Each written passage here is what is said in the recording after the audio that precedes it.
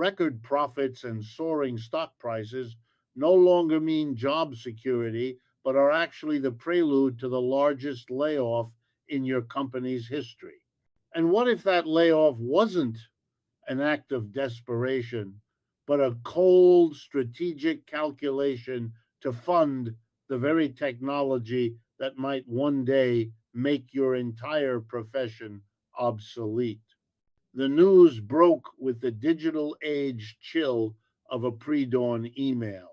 Amazon, a global symbol of unstoppable growth and modern commerce, was initiating the largest workforce reduction in its history. Initial reports, which were already staggering, spoke of 14,000 corporate jobs being eliminated.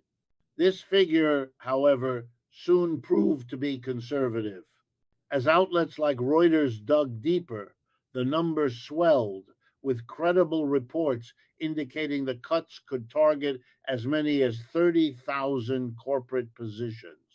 This was not a minor restructuring, it was a seismic event, representing a sudden and shocking cull of nearly 10% of the company's entire corporate workforce. What made this announcement so jarring was its specific target. These were not the seasonal fulfillment center roles that famously fluctuate with holiday demand.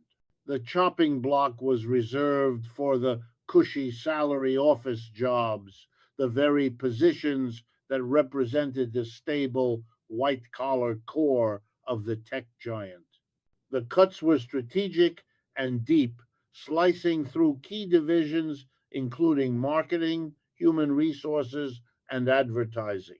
Perhaps most surprising was the inclusion of the cloud division, Amazon Web Services, AWS, long considered the company's unassailable profit engine and the very foundation of its technological dominance.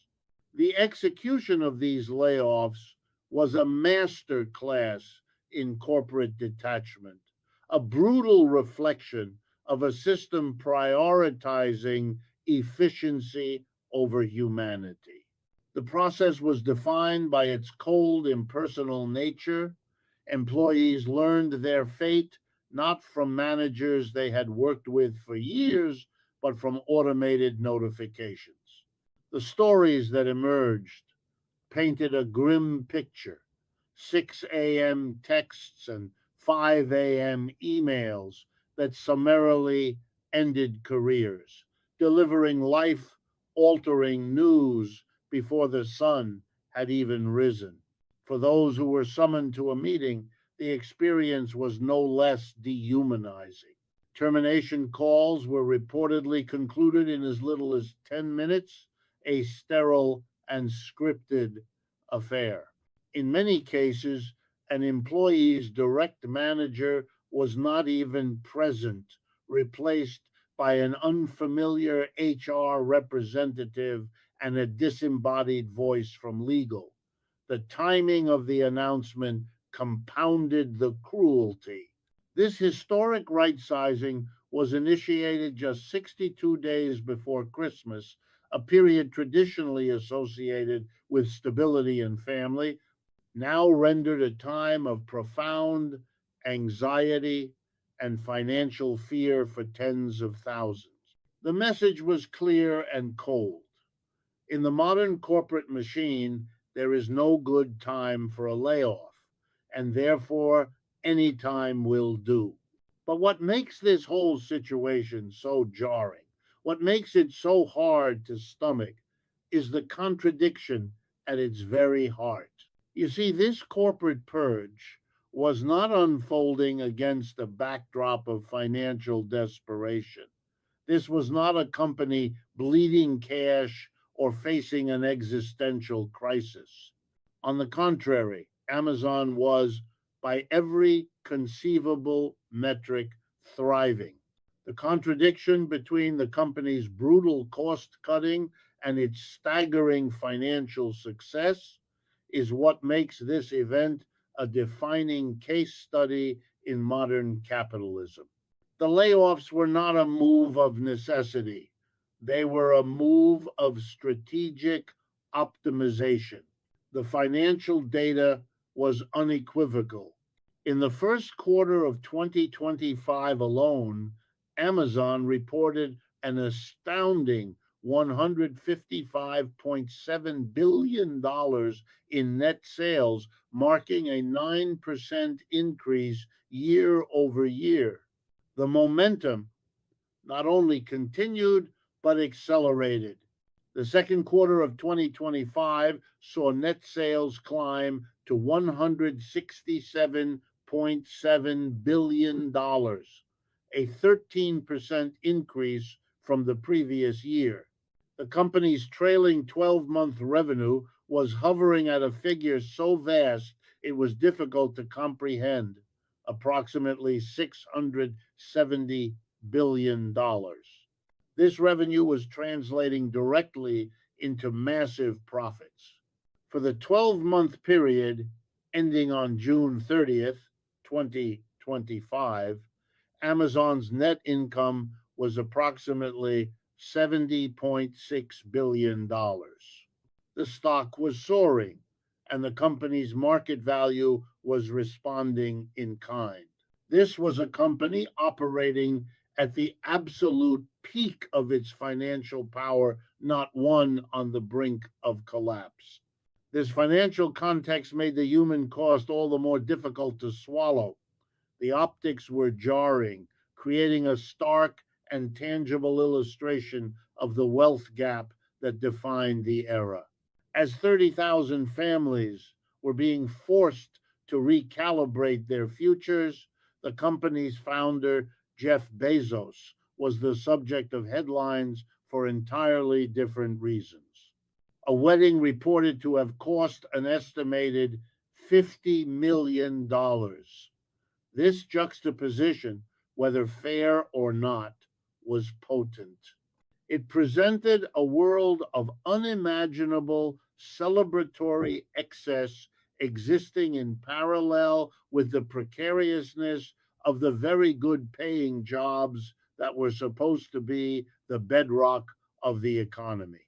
It highlighted a chasm where billionaires host lavish, multi-million dollar events while the skilled professionals who built their empires are suddenly left struggling with the basic cost of living. The truth, unpalatable as it may be, is that these two events, the layoffs and the profits, are not contradictory. They are, in fact, driven by the same force. This force is the shareholder mandate, the core principle that a publicly traded corporation is not a family, a community, or a social service. It is an investment vehicle. Its primary and often only legal and ethical obligation is to deliver maximum value to its shareholders. In this framework, employees are not a loyal workforce to be nurtured. They are a line item on a balance sheet, a human capital expense to be optimized. If cutting 30,000 jobs can protect or increase profit margins and thereby deliver superior shareholder value, then the corporate directive is not just to consider it, but to execute it. So we've talked about the balance sheet, but what about the people? Because behind the abstract figures of 30,000 and 10% lie an equal number of individual human stories, each one a narrative of shock, disruption, and the painful evaporation of perceived security. The personal testimonies that emerged from the wreckage of this decision laid bare the profound personal cost of corporate strategy, revealing the hollowness of modern corporate platitudes about loyalty and dream jobs. One of the most poignant stories was that of a senior social media manager. She had landed what she described as her dream role at a company with global recognition. She was a high performer, but her performance was no shield. Just after celebrating her 1 year anniversary, a milestone in her promising career, and exactly 1 week before her birthday, she was laid off. The dream had evaporated in a 10-minute meeting, a casualty of a decision made by executives she would never meet. Her story was tragically common, but another narrative highlighted an even more cynical betrayal. An employee in compliance with Amazon's increasingly strict mandatory return to office policy had been forced to make a life changing decision. They had to completely relocate, pulling up their roots from San Diego and moving their entire life to Seattle to keep their job. They made the sacrifice, demonstrated their commitment, and paid the financial and emotional price of the move. Just 2 months later, their position was eliminated. The company had demanded a profound show of loyalty and then punished them for it, leaving them stranded in a new city with no job and a freshly signed lease. For many, the financial shock was secondary to the profound psychological toll. Laid off workers, many of whom had dedicated years, if not decades, to the company, described a deep and disorienting identity crisis.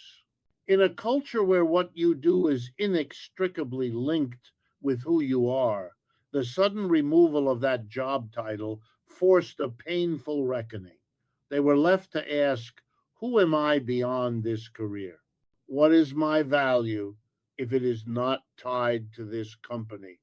This collective trauma signaled the definitive end of an already fraying social contract. The layoffs were a brutal, large scale confirmation of a lesson many had been slow to learn. Corporations are not loyal.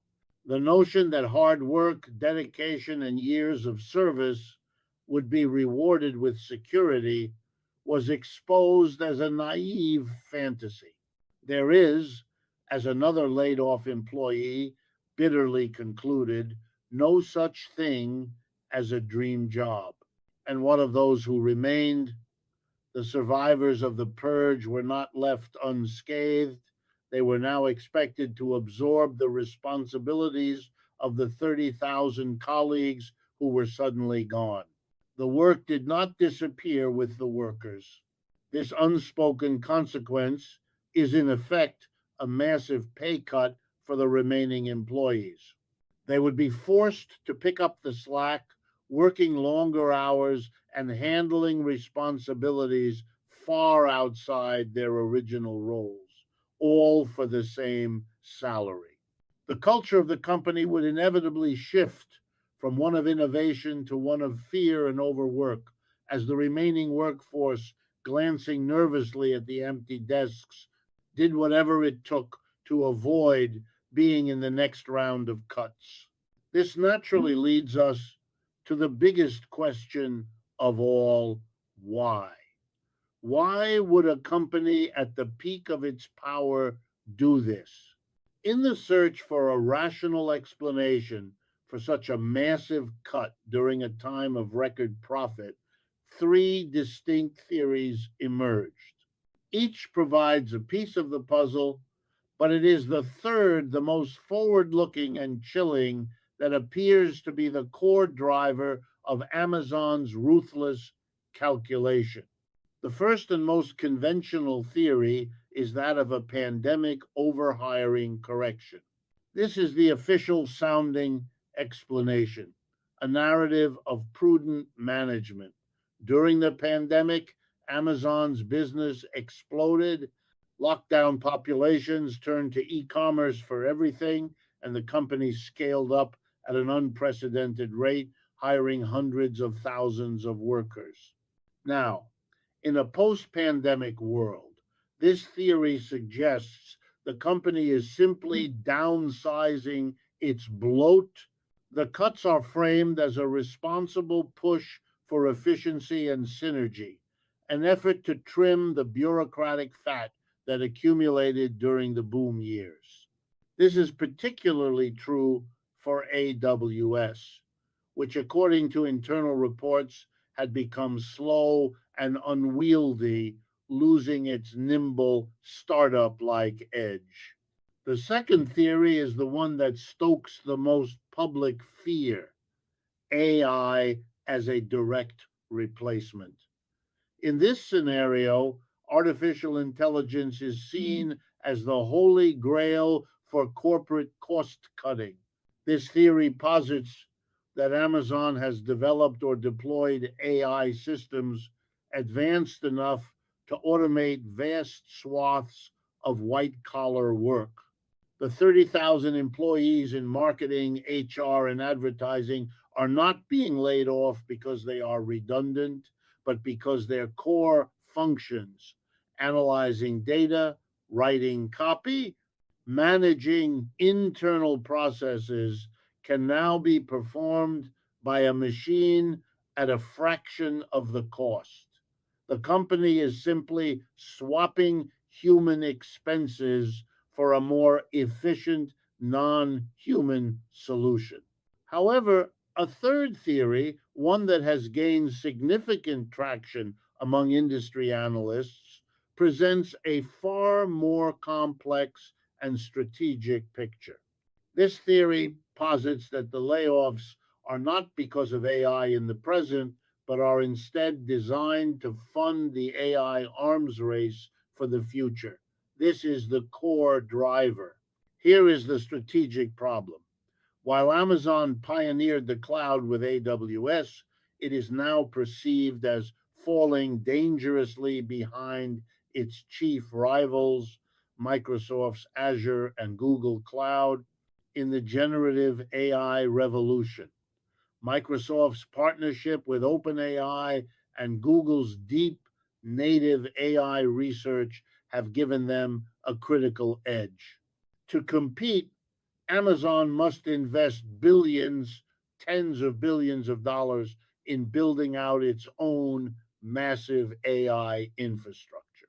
This requires an almost unthinkably large supply of high end, specialized NVIDIA chips, the picks and shovels of the new gold rush. This creates a crippling bottleneck.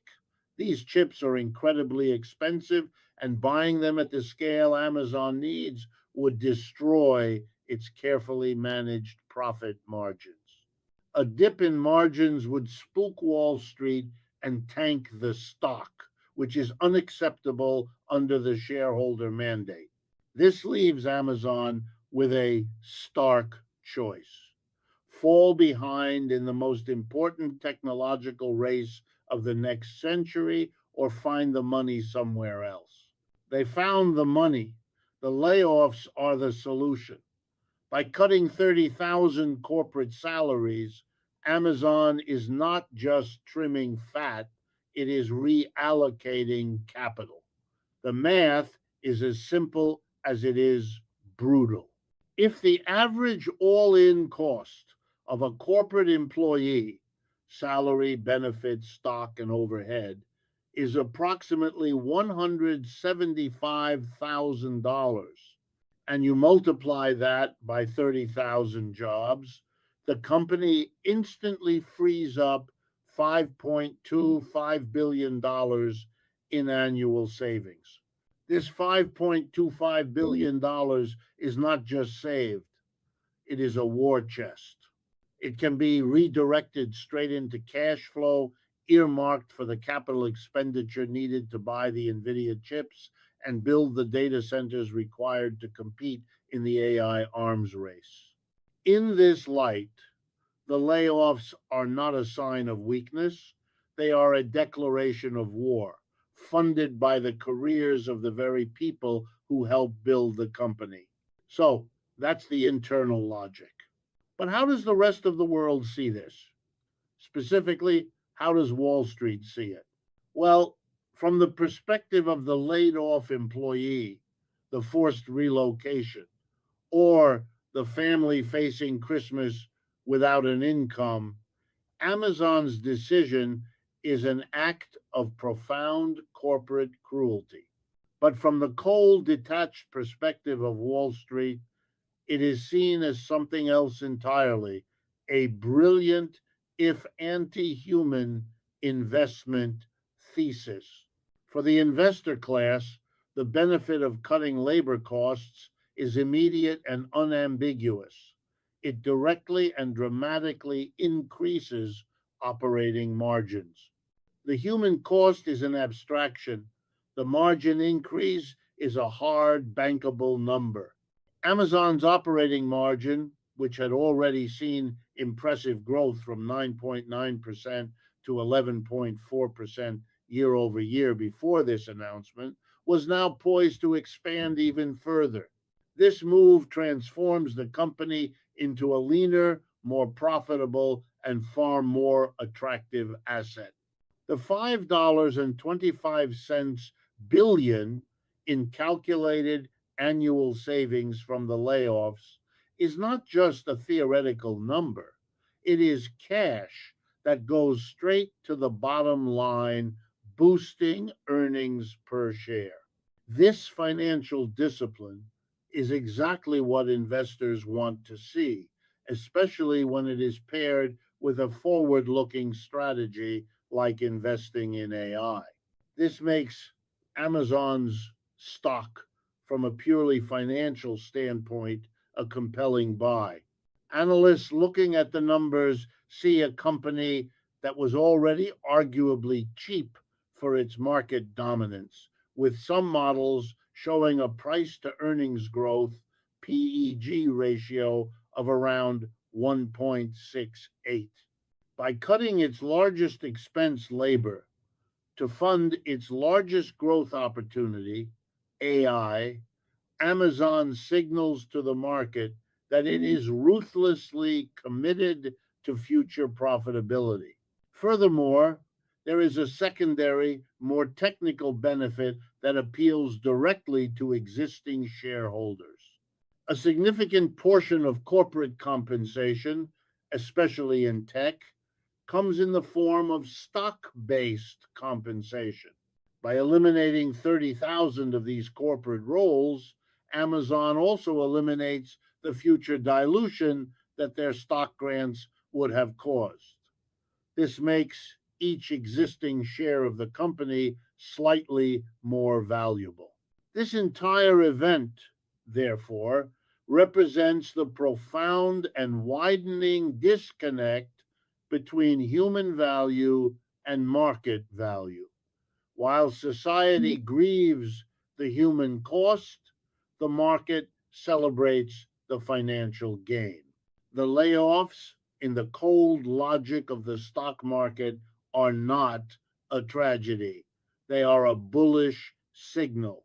It's easy to get lost in the details of Amazon, but we really need to zoom out because this massive layoff at Amazon is more than just one company's story. It is a harbinger, a stark warning of a fundamental shift in the nature of work and the structure of the economy. The implications are not just for Amazon employees, but for all white collar professionals, suggesting a future defined by a slow bleed of jobs and a new, unforgiving hierarchy. This new economy clearly defines its winners and losers. The winners are the corporations themselves, which can leverage technology to achieve unprecedented efficiency and profitability. The other winners are the AI native companies that build the tools and a small elite class of senior employees.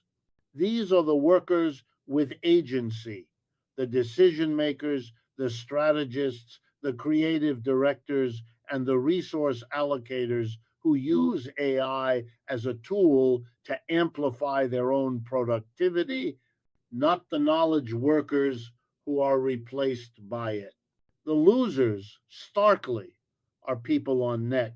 The jobs at risk are precisely the entry level and mid level white collar roles that have served as the gateway to the middle class for generations. These are the jobs based on pattern recognition research, data analysis, writing, coding, and administrative tasks that generative AI is rapidly learning to replicate. This leads to the terrifying concept of the slow bleed economy. This AI revolution may not be a sudden apocalypse, but a gradual, relentless erosion of employment over the next 5 to 10 years. Unlike past technological shifts, there is no guarantee that new jobs will be created as quickly as the old ones are destroyed.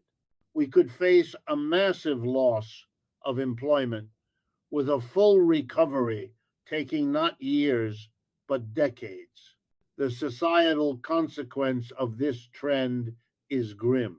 It risks the creation of a permanent renter nation, a society where the vast majority of people are pushed out of ownership and into a state of permanent precarity, living the least lifestyle. They will be highly leveraged, dependent on buy now, pay later schemes, and perpetually vulnerable to the next layoff with no financial cushion. This future will also create what the outline calls a two-tier division in learners, a critical split in the workforce. The first tier will consist of those who are replaced. These are the individuals who use AI superficially, relying on it for simple summarization, failing to build deep knowledge, and losing the critical context that creates true value. They will become cognitively dependent on the tool and ultimately less valuable than it. The second tier will be composed of those who are promoted. These are the workers who use AI as a collaborator, a research assistant, not a replacement. They will use it to find where to focus their attention, then dive deep to gain their own context, challenge the AI's output, and synthesize new ideas. They will become the decision makers, and the gap in both skill and compensation between these two tiers will become a chasm.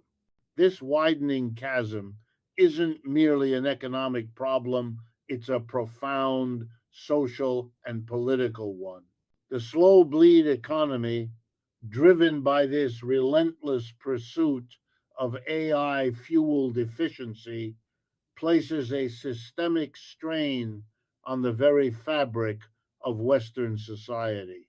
The social contract of the 20th century, a tacit agreement that hard work, education, and loyalty would be rewarded with a stable career, home ownership, and a secure retirement, is not just fraying, it is being torn apart.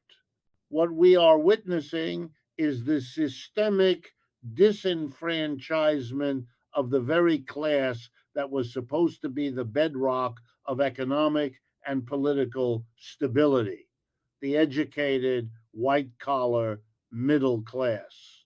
This creates a crisis for which our institutions are dangerously unprepared. Social safety nets, for instance, were designed for a different era. They were built to handle cyclical, temporary unemployment, a factory worker laid off during a recession who would be hired back during the boom. They were never designed to support millions of highly skilled professionals who find themselves in a state of permanent underemployment or whose six-figure salaries have been permanently replaced by a gig economy patchwork of inconsistent, low paying contracts. In a country like the United States, where healthcare is inextricably tied to employment, a layoff isn't just a loss of income, it's a potential health crisis for an entire family. As this new precarious renter nation expands, It hollows out the middle class, which has traditionally served as the engine of consumer spending. A population consumed by debt, rent, and anxiety does not buy new cars, invest in home improvements, or drive the broad based economic growth we have taken for granted.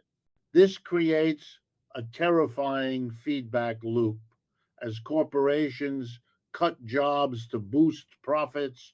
They simultaneously erode the consumer base they ultimately need to sell to. The result is a brittle, top heavy economy dominated by a small sliver of decision makers and investors at the top and a vast, struggling populace below. This unprecedented disruption also begs the question of a new public mandate. If the private sector's primary duty is to its shareholders, as the Amazon case makes brutally clear, then what is the duty of the public sector? Are our educational systems still largely modeled on 20th century needs, capable of the mass scale continuous reskilling required to keep pace? Or must we begin to seriously discuss more radical interventions? Ideas once considered fringe, such as a universal basic income, UBI, federal level retraining programs, or new regulations on AI deployment, are forced from the academic fringe into the center of urgent political debate. When a corporation can create over $5 billion in value overnight simply by eliminating 30,000 jobs, the fundamental link between human labor and economic value is broken.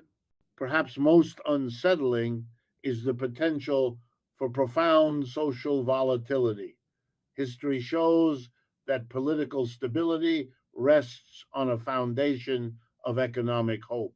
When a large, educated, and formerly affluent segment of the population feels that the system is no longer working for them, that the dream has become a lie with the potential for unrest, populist anger, and extreme political movements rises dramatically.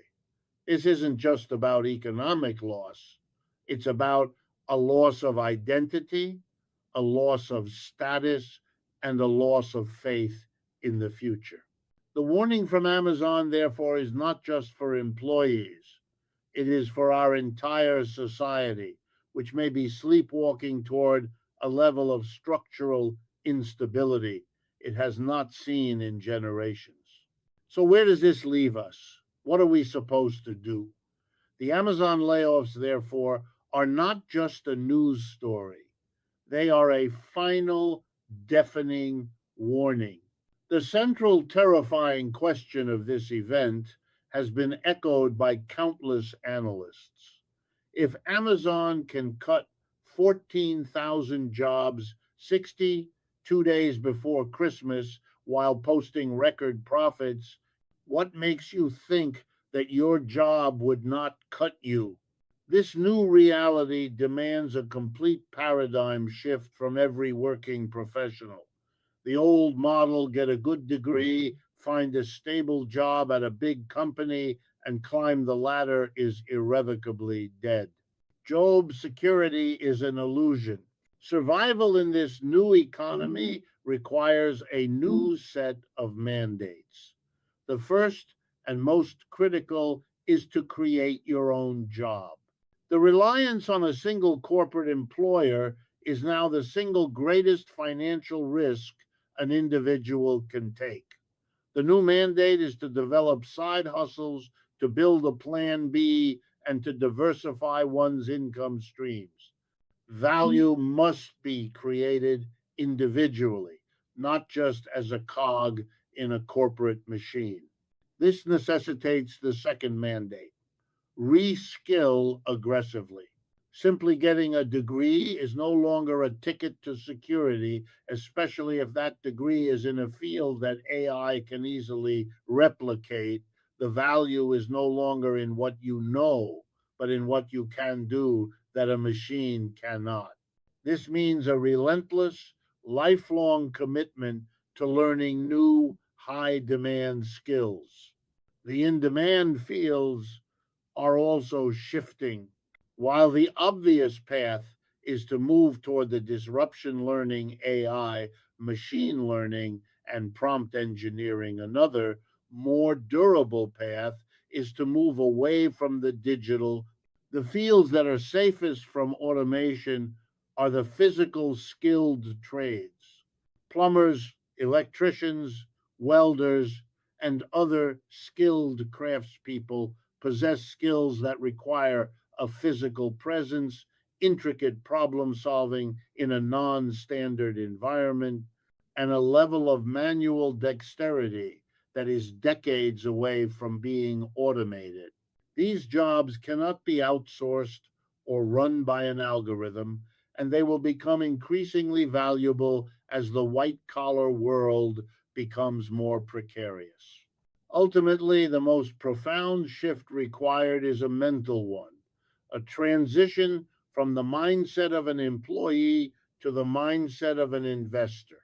The employee is a cost to be cut. The investor is a beneficiary of that cutting. The only way to be truly safe in this new economy is to own a piece of the very systems that are driving the change.